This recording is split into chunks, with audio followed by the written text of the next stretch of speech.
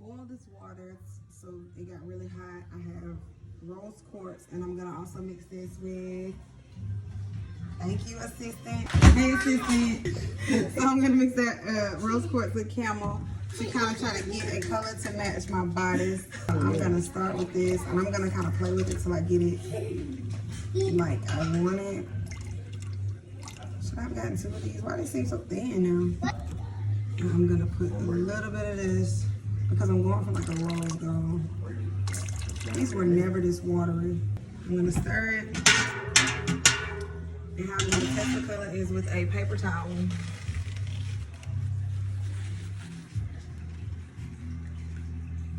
Yo, this is watery. They are lying to me. This is crazy. This has never been this watery. And I don't even have a whole bunch of water here. Okay, so I feel like right now this is too pink. So I am going to make some more of the tan, camel, whatever.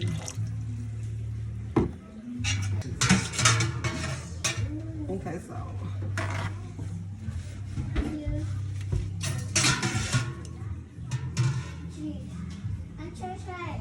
Try.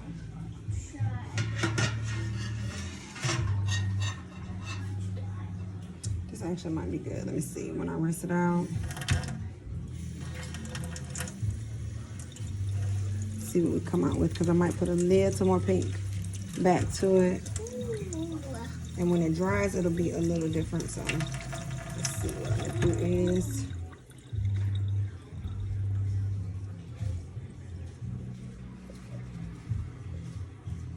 I think this is actually what I want. Let's see.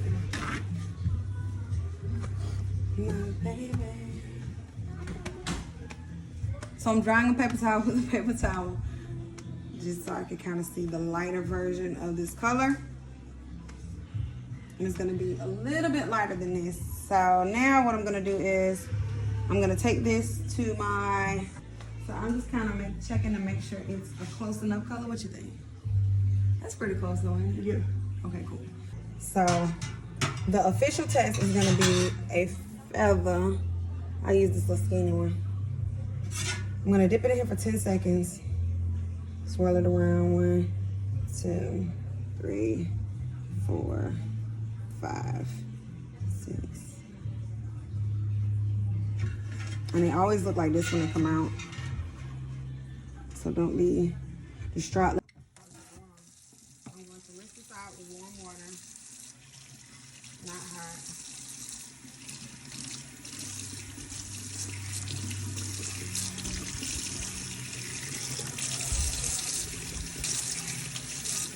Okay. I remember the first time I did this, I really thought I messed the feathers up. But as it dries, it will fluff right back up. If you have a towel, you can use the towel. I'm just gonna kind of dry it with this for right now. And then I'm going to blow dry it.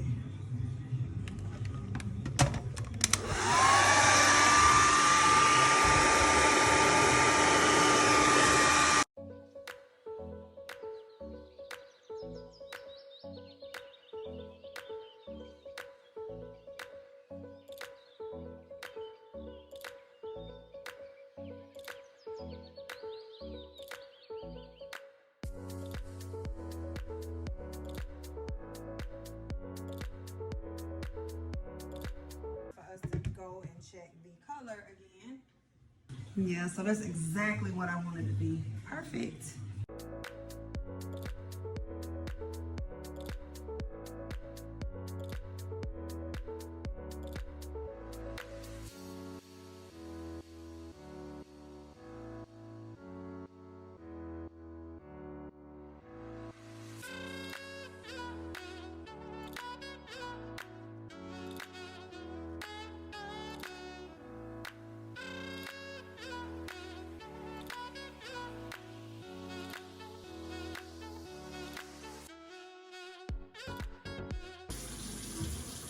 And these feathers are kind of waterproof sometimes, it seems like, so you gotta really submerge them and swish them around if they seem like they're not taking the color. And you wanna keep them in about the same amount of time. I do between 10 and 15 seconds.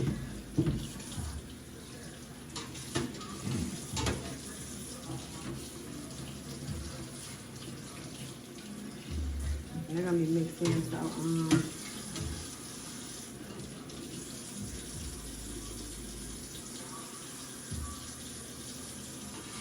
actually, I'm gonna move this pot over to the stove because I do not want this to cool down. It seems like it's cooling down a little bit.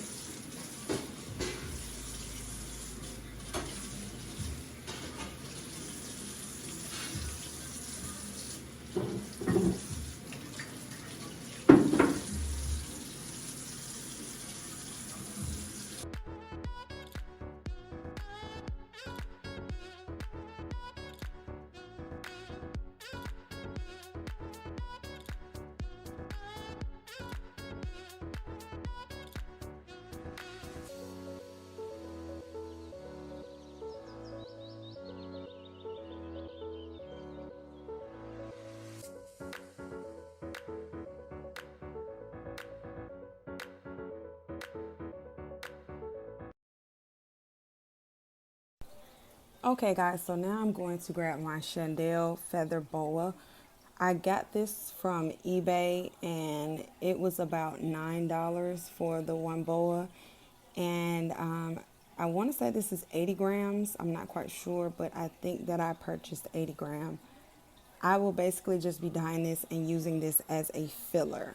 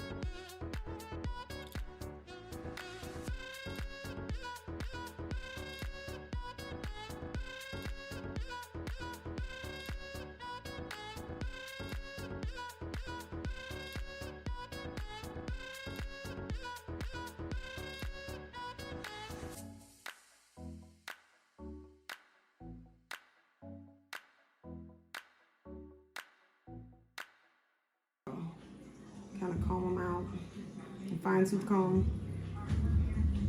And I like doing this because it does give you a little more wisp and it makes it a little fluffier.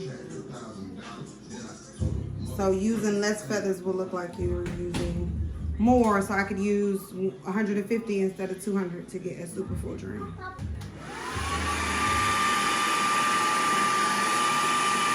Now I'm gonna repeat this until all of them are done. It's pretty time consuming, but look at how fluffy and pretty they came out, and they are the perfect color because nobody had this color. Okay, so I came up with a good idea to use this blow dryer that I had at home instead of using my handheld blow dryer to dry these feathers. This is so much easier. So basically I just sat the boa in here and cut it on low. Turn it on high, and it's been in there fluffing back up and everything. I'm gonna let it sit for a few more minutes on low while I go and get started on my feathers. And yes, I have a whole bunch of toilet paper. Y'all know the whole coronavirus thing going on, so I see everybody's buying it all. So like, let me find me some toilet paper. That's neither here nor there though. So y'all, I originally purchased a fabric the color of my dress to use as the base for my feathers, but I did not have enough because it's not wide enough, and I actually ordered this fabric because I have not been going to the fabric stores because I'm kind of scared.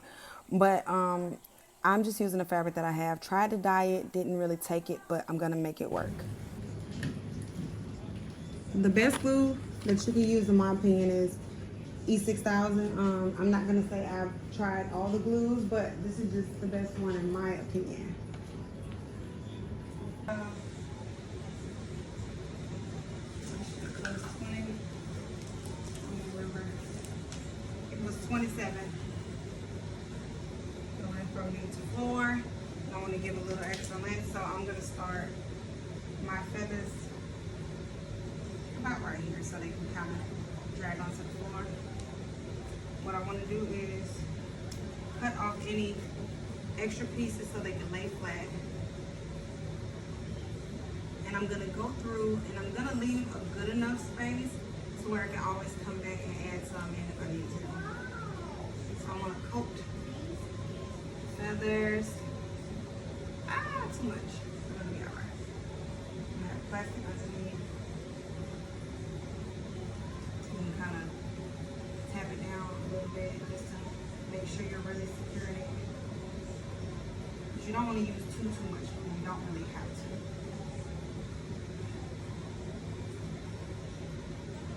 Now I'm going to go on ahead and blow dry it because I want it to stay up stiff like this instead of falling down and this part coming up.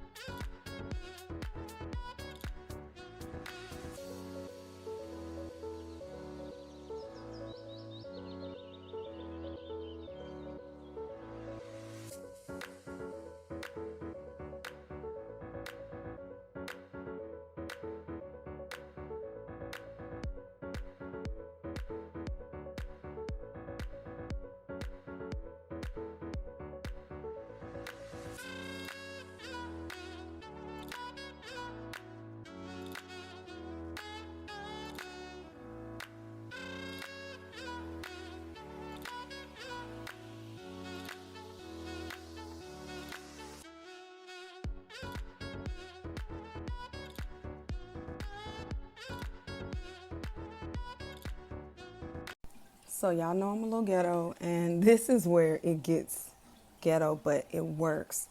This is where you take pieces of your feather boa and you sort of rip them off of the boa, and you're going to glue them in between the spaces. When you do this to the whole train, it adds volume and it fills in where you would normally have to fill in with extra ostrich feathers. So I'm going to place my glue in the spaces, and I'm going to pat my feathers into the glue. If you're using hot glue, then you of course want to use something else instead of your fingers to press down your feathers, but yes, this is how you do it.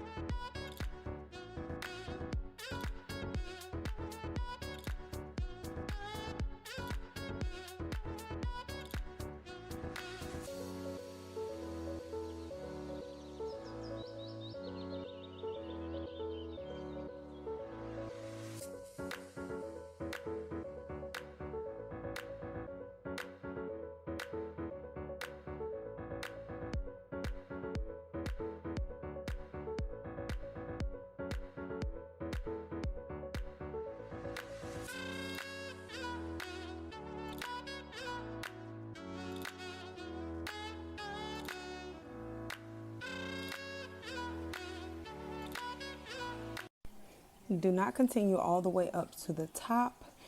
And once you are done filling up your front part, leaving that space at the top, you are going to want to flip this over and do the same on the other side. Didn't record this part, but now you're going to want to take your tulle or your petticoat and attach it to your train, and attach your train to the bottom of your skirt for fullness. Okay guys, so all my baby swords in the back, but I'm gonna hurry up and finish this stuff up. I'm running a little behind.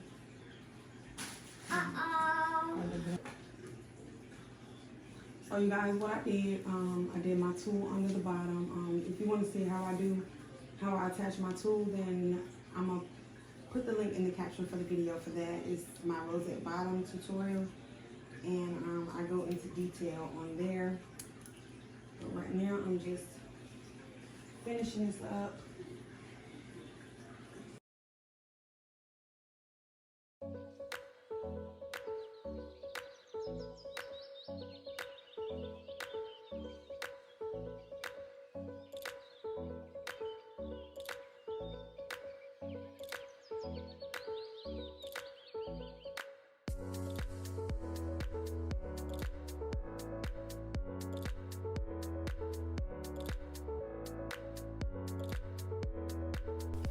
So basically guys, I ended up stopping recording because I was really in a time crunch and I had to finish, but you basically do the same thing all the way up to the top.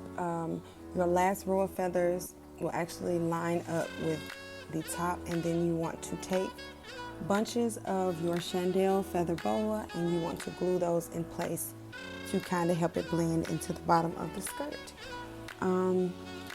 It's very, very simple, like I said, you guys, and I hope you guys enjoyed this tutorial. I hope it was helpful for you. You guys, please like, comment, subscribe, and share. All right, guys, until next time.